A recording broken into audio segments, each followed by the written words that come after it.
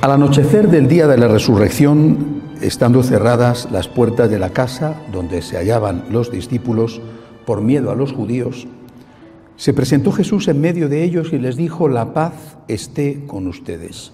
Dicho esto, les mostró las manos y el costado. Cuando los discípulos vieron al Señor, se llenaron de alegría. De nuevo les dijo Jesús: la paz esté con ustedes. Como el Padre me ha enviado, así también los envío yo. Después de decir esto, sopló sobre ellos y les dijo: reciban el Espíritu Santo. A los que les perdonen los pecados les quedarán perdonados, y a los que no se los perdonen les quedarán sin perdonar. Palabra del Señor. Hoy celebramos esta solemnidad de Pentecostés, la segunda de las grandes fiestas que tienen lugar una vez concluido el tiempo pascual. La semana pasada celebramos Ascensión, hoy Pentecostés, domingo próximo Trinidad y después Corpus Christi. Es el único día del año en el cual la Iglesia dirige nuestra mirada, nuestro corazón, sobre la tercera persona de la Santísima Trinidad, el Espíritu Santo. Para mí es demasiado poco. Y no digamos el Padre, del cual ni siquiera tenemos un día dedicado a Él. Eso sí, rezamos, gracias a Dios, el Padre nuestro. Y por eso yo creo que el Espíritu Santo, así lo dijo San Juan Pablo II, es el Dios desconocido. El Dios del cual muy pocos católicos, quizá los carismáticos un poco más, del cual casi nadie se acuerda. Nunca recurrimos a Él. Lo primero que tenemos que entender, hablaré de algo de esto el domingo que viene también, porque es la Trinidad. Lo primero que tenemos que entender es quién es Dios. Lo sabemos por nuestra fe, pero a veces no sabemos lo que significa. Dios es uno, un solo Dios. Pero este único Dios son tres personas distintas. Esta unidad que es Dios, este único Dios, es el que lo hace todo. El único Dios es el que crea, el único Dios es el que redime y el único Dios es el que santifica. Pero imaginemos una empresa que tuviera, es una sola empresa, pero tiene tres ramas, tres divisiones. En una división produce medicinas, en otra las vende y tiene otra división de producción de alimentos, por ejemplo. Bueno, producción de medicinas, de alimentos y logística de distribución. Son tres ramas distintas, pero es la única empresa. Es decir, Dios hace todo, pero lo hace a través de cada una de las personas. Como es un solo Dios, Él crea, redime, santifica. Ahora bien, crea a través del Padre, redime, salva a través del Hijo y santifica a través del Espíritu. Así podemos entender un poquito mejor qué es lo que necesitamos y a cuál de las tres personas divinas tenemos que acudir en función de lo que necesitamos. Tu salud, el Creador. Tu salvación, el Redentor. Tu santificación, el Espíritu Santificador. Bueno, me parece que hay un problema lingüístico, porque a Dios Padre le llamamos Creador, a Dios Hijo Redentor y al Dios Espíritu le llamamos Santo, cuando tendríamos que llamarle santificador y entenderíamos mejor. Es decir, la misión del Espíritu Santo es santificar.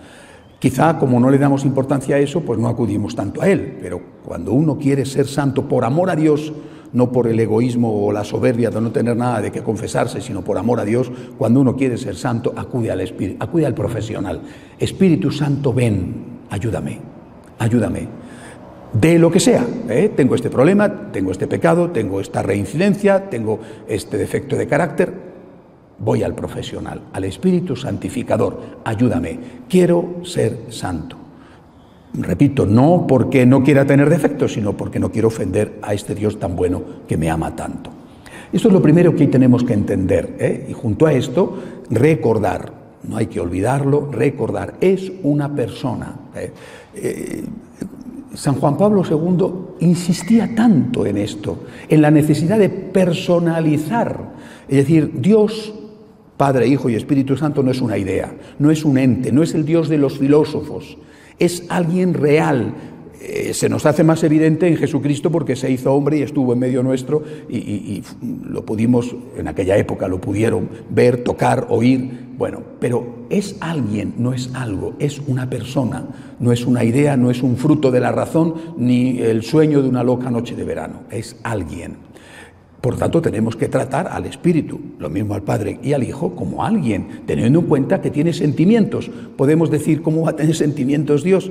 Mire usted, este es un tema que algunos teólogos realmente siguen discutiendo después de 2000 años. Pero yo estoy seguro que el que sí tenía sentimientos era Jesucristo, porque era un hombre verdadero. Es decir, no podemos hacer sufrir a Dios, no podemos disgustar a Dios, no podemos ofender a Dios. Esta es la primera cosa que tenemos que entender y hay que recordarlo todos los años, al menos en este único día en que hablamos del Espíritu Santo. Fijándonos ya en la misión de santificar, que es la misión propia que tiene dentro de se llama en teología la economía trinitaria, fijándonos en la misión de santificar, vemos que el Espíritu santificador actúa de dos maneras. Actúa a nivel personal y actúa a nivel colectivo. A nivel personal actúa dando lo que se llaman los 7 dones, los 7 dones del Espíritu Santo, el don de consejo, el don de templanza, los dones que a ti te enriquecen gracias del Espíritu Santo para que tú puedas llegar a la santidad. Bueno, esto es importante. Pero casi nadie, muy pocos, se dan cuenta, realmente muy pocos, de que esta acción individual del Espíritu Santo, importantísima, va acompañada de una acción colectiva. Y esa acción colectiva es la que se lleva a cabo a través de lo que llamamos en teología los carismas, los dones colectivos del Espíritu Santo. Es decir, los dones individuales, los 7 dones te los da a ti. Pero para la sociedad, el Espíritu Santo, que no deja nunca de trabajar, manda otro tipo de dones. Y esos dones son lo que se llama en teología los carismas. ¿Qué son los carismas? Esta mañana acompañaba a Monseñor Víctor Hugo, el obispo de Escuintla, en la catedral de Escuintla, porque ha tomado el rito, o sea, ha recibido las órdenes laicales de acolitado y lector, uno de nuestros seminaristas. Y el obispo me pedía al final, él había hablado de los dones del Espíritu Santo, me pedía al final que dijera una palabra sobre nuestro carisma. Y yo le ponía el mismo ejemplo que les voy a poner ahora. ¿Cómo entender lo que es un carisma? El carisma hay que entenderlo lo mismo que se entiende la medicina para la enfermedad. No se crean las medicinas antes que las enfermedades. Primero existen las enfermedades y después se crean las medicinas. Salvo que algún laboratorio sea muy sinvergüenza y ponga en circulación un virus del cual ya tiene la vacuna producida, pero normalmente no es así. Es decir, la enfermedad existe y luego viene la medicina. ¿Quién manda la medicina? El Espíritu Santo. ¿Quién manda la enfermedad? El demonio. Digan lo que digan algunos, el demonio existe, Algunos dicen que no, pero en fin, ese es un problema de ellos, es un problema de su falta de fe. El demonio manda las enfermedades.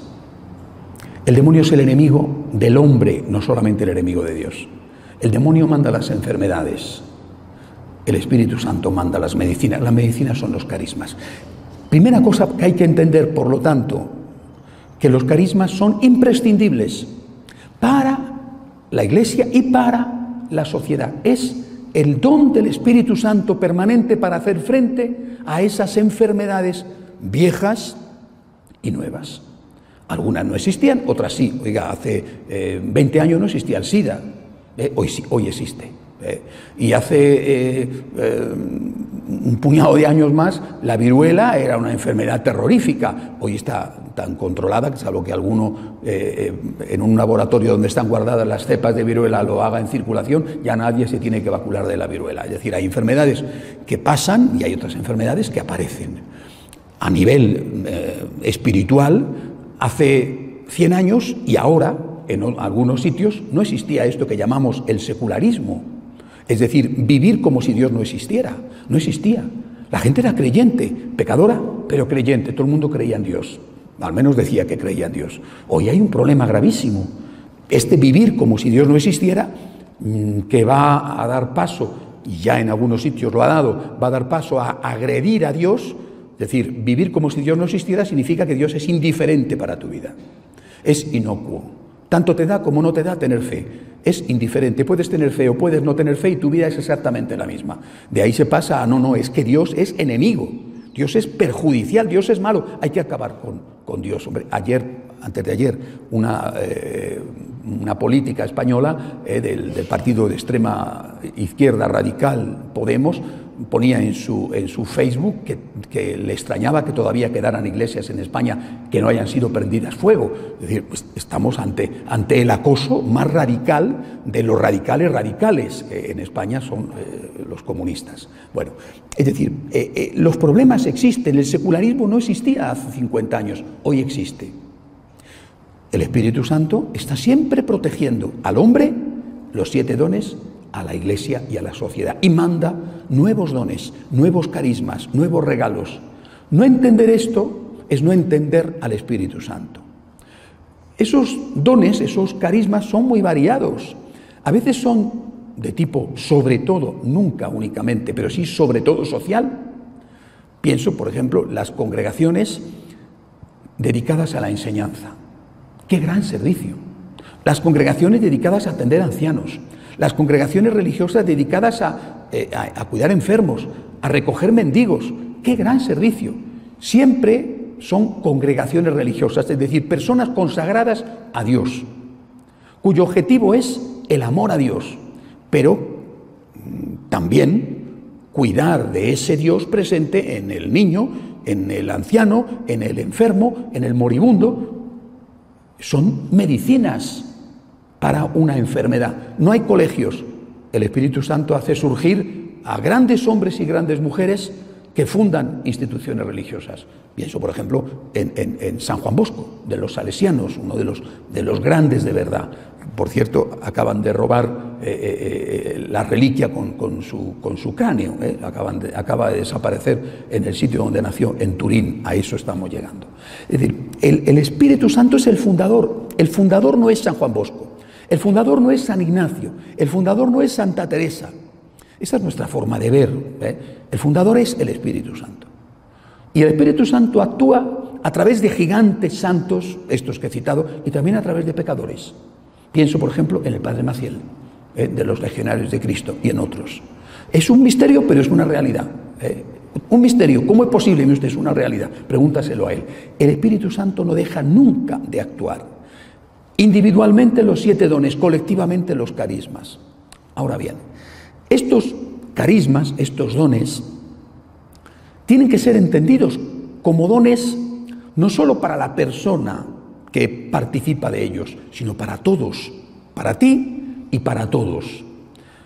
Lo dice San Pablo, desde luego, con toda claridad. Cada uno con los dones que ha recibido se ponga al servicio de los demás. ¿Qué quiero decir? Que una hermana que tiene este colegio, que trabaja en este colegio, no se está educando a sí misma, está educando a unos niños.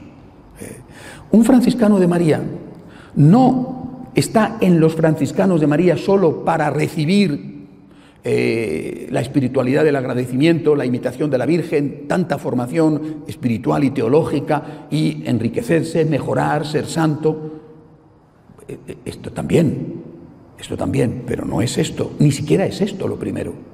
Está aquí para ayudar a otros a que agradezcan, para ayudar a otros a que entiendan, a que conozcan, a que amen al Señor. Estás por ti y también por los demás. Y esto es lo que muchos laicos tampoco entienden. Estoy aquí en tanto en cuanto me siento bien, me beneficia, me conviene, pero sí, de repente, ya no me apetece, ya no siento nada, o he chocado con fulanito, entonces me voy. Oye, ¿tú por qué estabas ahí? ¿Qué diríamos nosotros de un sacerdote o de una hermana que dijera: es que estoy en crisis, me marcho? Y oye, pero bueno, oye, que tú tienes unos compromisos, tienes unas obligaciones, que tienes que pensar en los demás. Pero sí, pero yo ya no siento nada. O yo me he peleado con la madre superiora, o yo me he peleado con el padre provincial, y yo me voy. Oye, pero tú eres un irresponsable. ¿Tú por qué estabas ahí? ¿Solo por ti? ¿Para ver lo que sacabas tú y los demás? ¿No te das cuenta del daño que haces? o el daño que puedes hacer, el escándalo que provocas. Si lo haces, tienes que saber que estás haciendo mal. Y alguien tiene que decírtelo, caramba, que estás obrando mal, que tú estabas ahí y eras un absoluto egoísta. Estabas ahí por ti y nada más que por ti. Y del momento en que es que ya no siento nada y ya me voy. Oiga, pero es que no estabas ahí también para ayudar a los demás. Es decir, si a una hermana hay que pedirle que sea una profesional y que se trague sus momentos de crisis y que siga adelante, y a un cura hay que pedirle que sea un profesional y que haga el favor de seguir adelante y se meta sus momentos de crisis en el bolsillo y que se ponga de rodillas delante del sagrario y que siga luchando, también hay que pedírselo a un laico. Yo creo que los peores enemigos de los laicos no son los curas clericales, que no les son los propios laicos, que no entienden su enorme papel en la Iglesia, su responsabilidad en la Iglesia, sobre todo los laicos que forman parte de movimientos. Es que usted tiene que ser un profesional, igual que tiene que ser un profesional el cura. Pecador, eso es verdad. Pecador, profesional, pero usted tiene que ser un profesional y tomarse las cosas en serio. Es decir, el Espíritu Santo no manda un carisma para ti. Qué egoísta, ¿no? Te manda un carisma para ti y para que a través tuyo llegue a otros. Es un don para la Iglesia, es una medicina para la sociedad. O sea, yo ya no siento nada, yo me he peleado con fulanito, lo dejo. Pero qué irresponsable, pero qué frágil y qué frívolo eres. Podrá ocurrir que esa persona esté enferma, ¿vale? Oye, creo que todos tenemos malos momentos y algunos tenemos malos años, no solo malos momentos. De acuerdo, eso es un atenuante serio. Oiga, pero usted está aquí para hacer una tarea. Y esa tarea tiene usted que hacerla. Ah, pero yo soy un laico y por tanto yo no tengo responsabilidades. ¿Quién te lo ha dicho? ¿Quién te lo ha dicho? A ti Dios te ha hecho partícipe de un don, de un carisma. Participas de un don. Y tú, como partícipe de ese don, tienes la misión de llevar ese don a otros, de beneficiarte del don y de llevar el don a otros. Hay un ejemplo que me gusta mucho poner. Los ejemplos son lo que nos ayuda a entender la teología. Hay un ejemplo que me gusta mucho poner.